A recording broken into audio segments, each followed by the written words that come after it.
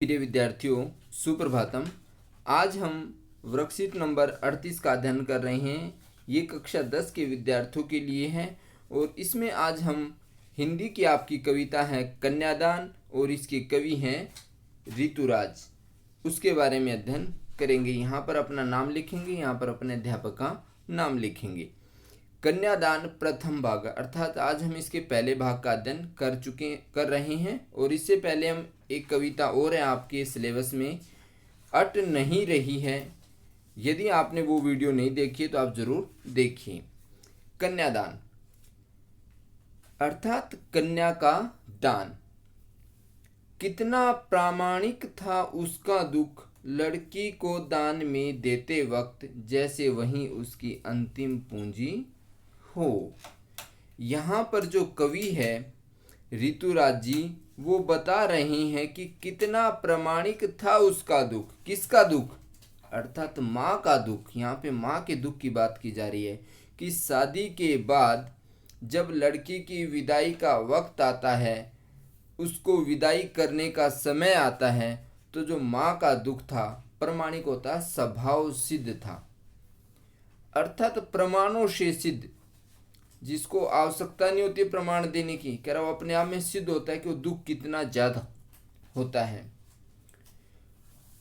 जैसे वही उसकी अंतिम पूंजी हो। माँ को लगता है कि उसकी जो अंतिम पूंजी थी वही बेटी थी, जो अपने जीवन के हर सुख दुख को अपनी बेटी के साथ बांटती थी, साझा करती थी, और आज वही उसकी जमा पूंजी जा रही है, तो उसके दिल पर क्या बीत रही होगी उसको केवल एक माँ समझ सकती है। अब आगे कवि कह रहे हैं कि लड़की अभी सयानी नहीं थी। कह रहा कि जिस लड़की की हम विदाई कर रहे हैं, कह रहा वो बड़ी तो उम्र में तो बड़ी हो गई थी, मगर अभी समझदार नहीं हुई थी, अभी इतनी भोली थी, सरल थी। कह रहा कि वो इतनी सरल थी कि उसे सुख का आभास तो होता था, किंतु दुख बाँचना नहीं आता था। अर्थात जीवन में जो कठिन परिस्थितियां हैं उनका सामना किस प्रकार से करना है, ये सब उस भोली भाली लड़की को नहीं पता था। आज वो केवल अपने सुखों की कल्पना में जीना चाहती थी। सामने जो उसके सामने परिस्थितियां आने वाली थी उनका उन्हें आभास भी नहीं था, केवल वो सुखों की कल्पना में जिए जा रही थी। पाठिका थी वह धुंधले प्रकाश की, कुछ तुकों और लयबद्ध पंक्तियों की। यहाँ पे लेखक कह रहा है कि जो पाठिका थी वो धुंधले प्रकाश की थी, अर्थात जो भारी दुनिया थी उसके लिए एक धुंधला प्रकाश था, क्योंकि उसने कभी घर से बाहर जा कर के देखा ही नहीं था।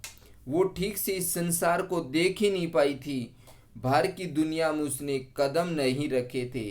यहाँ पे लेखक उस लड़की के बारे में समझाने का प्रयास कर रहा है कि वो जो बच्ची थी उसने बाहर की दुनिया में अपना वक्त नहीं गुजारा था। वो तो पाठिका थी धुंधले प्रकाश की, वो तो एक धुंधली तस्वीर की तरह थी जिसने अभी तक इस संसार को देखा भी नहीं था। तो प्रिय विद्यार्थियों, कवि हमें यहाँ पर यह बताने का प्रयास कर रहा है कि जब तक व्यक्ति बाहर की दुनिया में कदम ना रखे, बाहर की दुनिया को न समझे, तब तक उसका संपूर्ण सर्वांगीण विकास नहीं हो सकता। और यहाँ पर लड़की के माध्यम से हमें यही समझाने का लेखक ने प्रयास किया है कि वो लड़की अभी बहुत भोली थी और सुखों की कल्पना में जी रही थी, अर्थात उसे वास्तविक परिस्थितियों का आभास अभी तक नहीं था। आइए जानते हैं अभ्यास के बारे में। पद्यांश व उसके भावार्थ को पढ़कर निम्नलिखित प्रश्नों के उत्तर दीजिए। माँ को बेटी अपनी अंतिम पूंजी क्यों लग रही थी, सोच करके बताइए। तो प्रिय विद्यार्थियों, इसके लिए आपके अलग से वर्कशीट तैयार कर दी गई है। माँ को अपनी बेटी अंतिम पूंजी क्यों लग रही थी?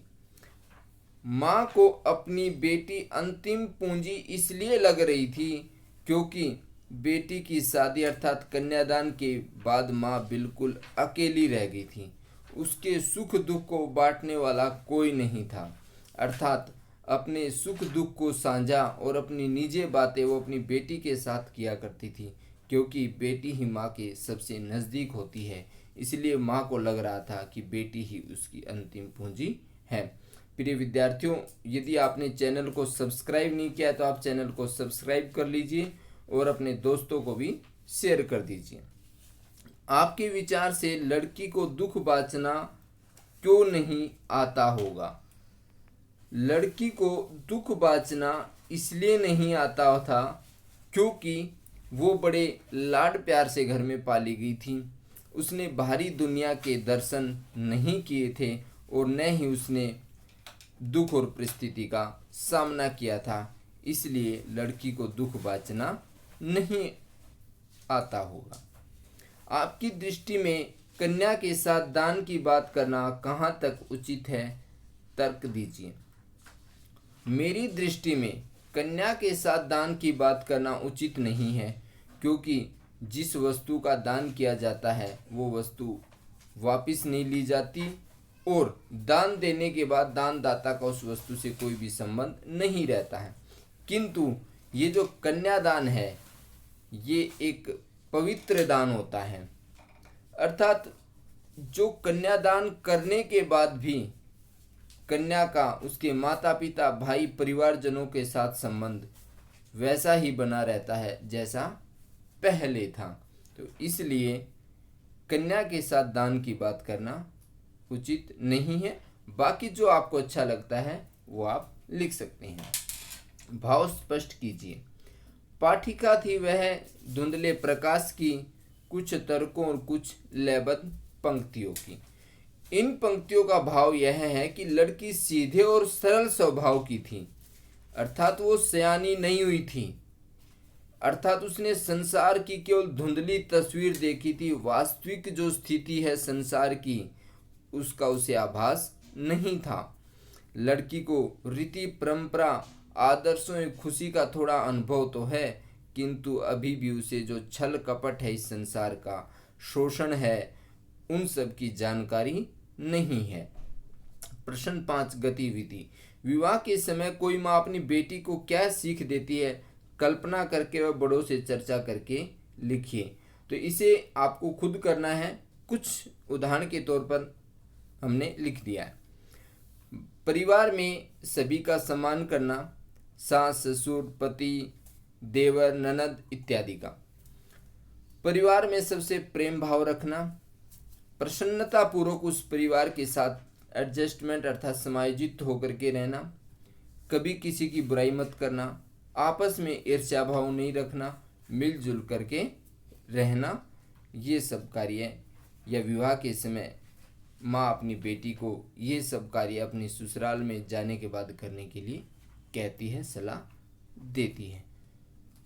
प्रिय विद्यार्थियों, आज के लिए इतना ही। जय हिंद, जय भारत।